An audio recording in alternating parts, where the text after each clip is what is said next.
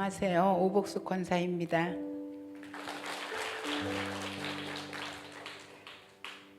간증의 자리는 언제나 조심스럽고 부담스러운 것 같습니다.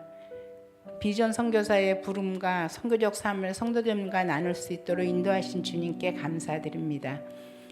목사님께서 뉴 시즌 10년을 선포하실 때 제 마음에도 새로운 뉴 시즌 10년의 비전을 품었습니다. 저에게 10년 후면 78세가 되는 적지 않는 나이, 곧 인생을 정리해야 하는 시기입니다.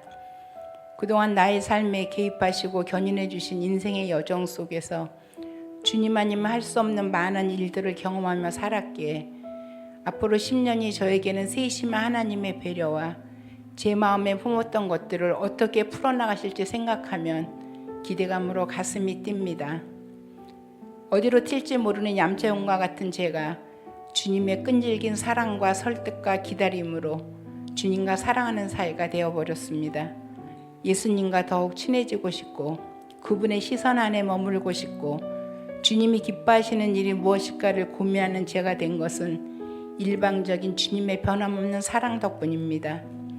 선교에 대한 생각이 달라진 것은 미션 이스포조의 시간들이었습니다. 그 전에 선교는 성도라면 당연히 해야 하는 것으로 알고 있었지만 그 당연함이 나에게 친숙함은 아니었습니다.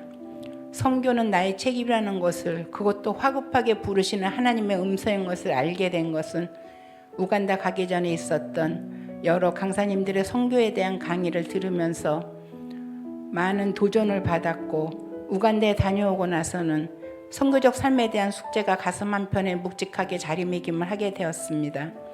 그러다가 만난 나우선 훈련은 이런 나의 묵직한 고민들을 해결해 나가는 훈련이었고, 더하여 나의 10년의 비전과 선교적 삶을 구체화하는 시드머니였습니다. 무엇보다 선교적 삶을 하나님이 얼마나 기뻐하시는지를 깨닫게 되었고, 마치 하나님은 제 버킷리스트 안에 선교적 삶의 퍼즐을 끼워 놓으신 느낌이었습니다.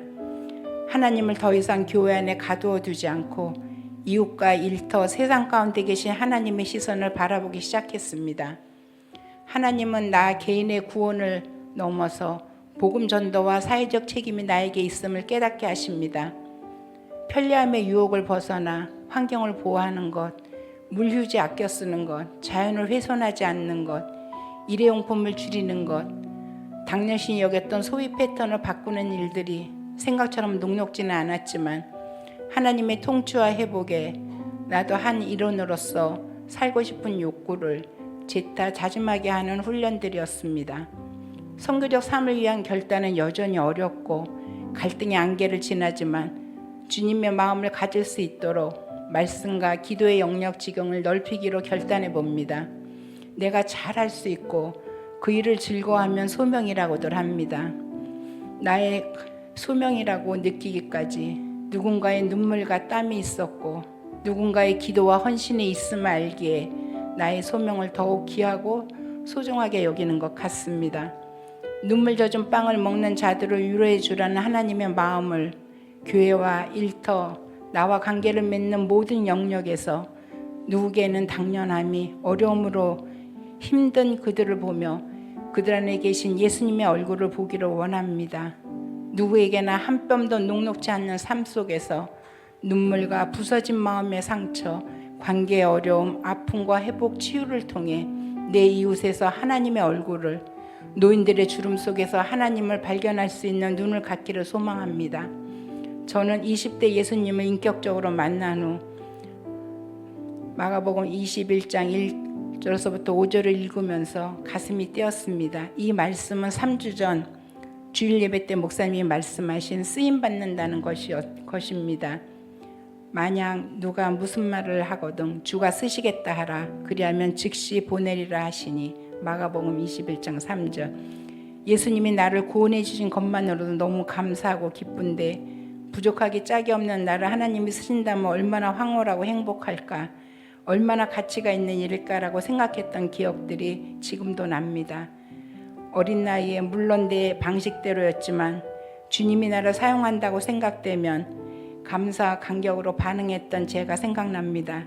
세월이 흘렀으나 지금까지도 여전히 주님께 쓰임받고 싶은 기대는 처음 가슴 뛰었던 그대로인 것 같습니다. 나이 들면 성장은 그치지만 성숙은 계속되어 나갈 수 있습니다. 행복은 미래의 부분이 아니라 순간순간 누리는 것입니다. 그리하여 주가 쓰시겠다 할 때 기꺼이 내어드릴 수 있도록 더욱 하나님을 알아가겠습니다.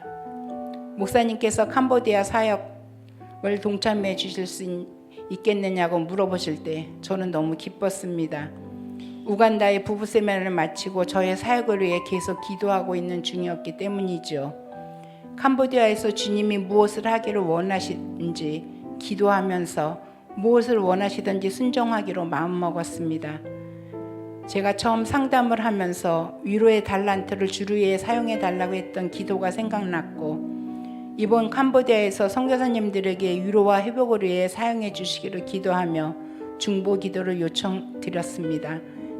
깜냥도 안 되는 제가 캄보디아의 사역을 통해 선교사님들이 위로받았다, 고맙다, 힐링의 시간이 됐다, 저희 가정을 회복시켜서 진심으로 고맙다는 선물과 편지, 진심 어린 피드백을 받을 수 있었던 것은 순전히 여러분의 중보기도 때문이었습니다. 이 자리를 빌어 진심으로 감사를 드립니다. 선교적 삶을 살아내기에는 역부족이고 여전히 공사 중인 저를 위해 기도 부탁드립니다. 세상을 경탄의 눈으로 볼 수 있는 여백의 삶이 되도록 옆 사람의 신음소리를 들을 수 있는 제가 됐으면 좋겠습니다. 저 또한 일상의 삶에서 선교적 삶으로 살아갈 수 있도록 기도하겠습니다. 끝으로 제가 좋아하는 성경을 읽고 마치겠습니다. 시편 92편 12절로 14절. 의인은 종려나무같이 번성하며 레바논의 백합목같이 성장하리로다. 이는 여호와의 집에 숨겼으며 우리 하나님의 뜰 안에서 번성하리로다. 그는 늙어도 여전히 결실하며 진액이 풍족하고 빛이 청청하니. 감사합니다. 이 모든 영광을 하나님께 올려드립니다.